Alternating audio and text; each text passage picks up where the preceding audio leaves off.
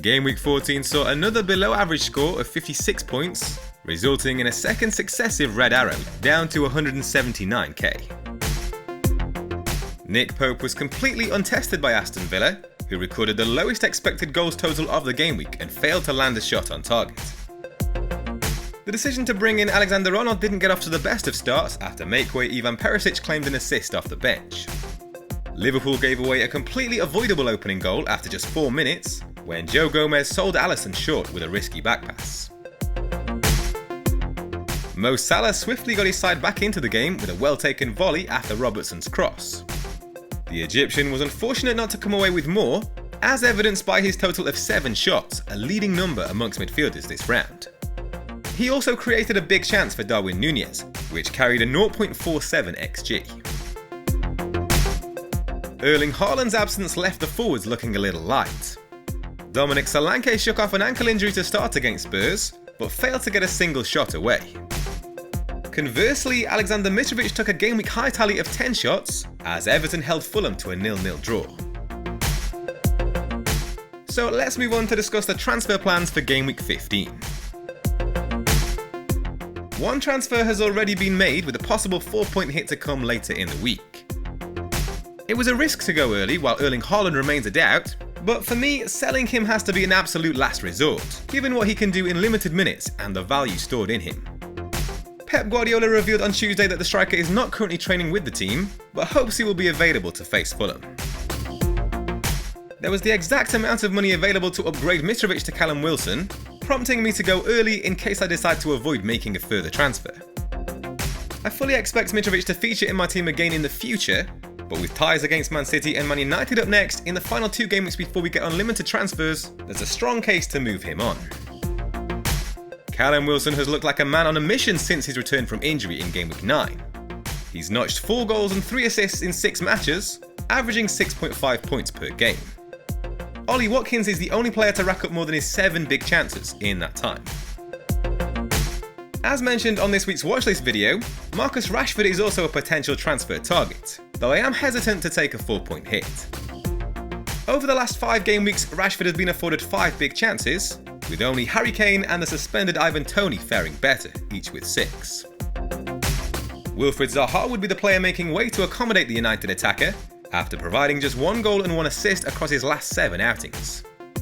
He's fired a team-leading tally of 11 shots in the box over that spell, but has recorded just a single big chance.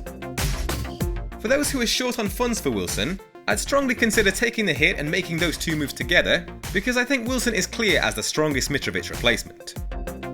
But I'm currently leaning towards holding Zaha, more for the Nottingham Forest fixture in Game Week 16 than for his prospects against West Ham this weekend. So Mitrovic to Callum Wilson is already a confirmed transfer. I'm hoping I'll be able to just leave it at that. And here's how the team is set to line up. Newcastle have conceded just a single goal in their last 4 matches combined, keeping 3 clean sheets. Only Leicester have restricted opponents to fewer big chances. Southampton have scored just 3 goals in that period, with only Leicester, Wolves and Crystal Palace fashioning fewer than their 6 big chances. Doubts remain over the Liverpool defence, but Trent Alexander-Arnold still shows signs of individual promise. The right-back made more penalty area entries than any other defender in Game Week 14, and attempted the most crosses. He's created a total of 5 big chances this season, only trailing Kieran Trippier amongst defenders with 6. João Cancelo has found all 4 of his attacking returns in home matches this season, where he's averaged 7.5 points per game. Keeping 3 clean sheets in their 6 matches at the Etihad, Man City have conceded the lowest expected goals total at home. Gabriel Martinelli has delivered in his last 2 meetings with Big Six opposition, in wins over Liverpool and Spurs, also seeing a goal ruled out by VAR against Man United before that. Chelsea were given a reality check by Brighton in their 4-1 defeat last weekend. They've conceded 11 big chances in their last 4 matches, with just 5 teams allowing more. Phil Foden has found himself on the bench for Man City's last 2 league matches, but could be in line for a recall against Fulham.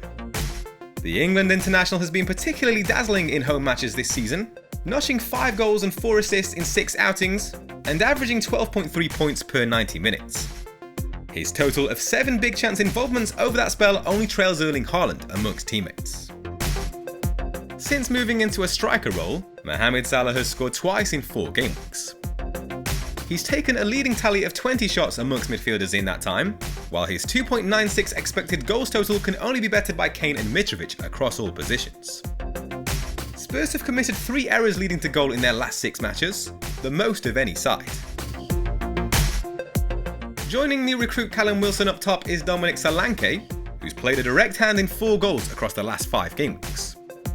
No teammate has fired as many as his 8 shots in the box in that time.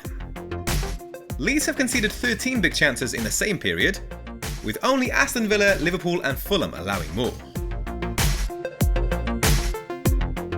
Once again, there are big question marks over the availability of Erling Haaland. But if we get news later in the week that the Norwegian is in line to start against Fulham, he will of course take the captain's armband.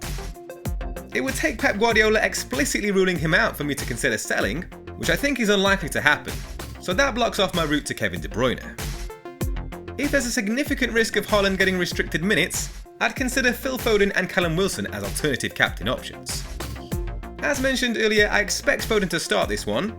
It made sense tactically to opt for an extra central midfield player against Leicester. It was a cautious approach that paid off with that narrow win. But Pep can afford to be more adventurous with his selection against Fulham in what should be a more open game. They've conceded 22 big chances in their last 6 matches, with no side allowing more.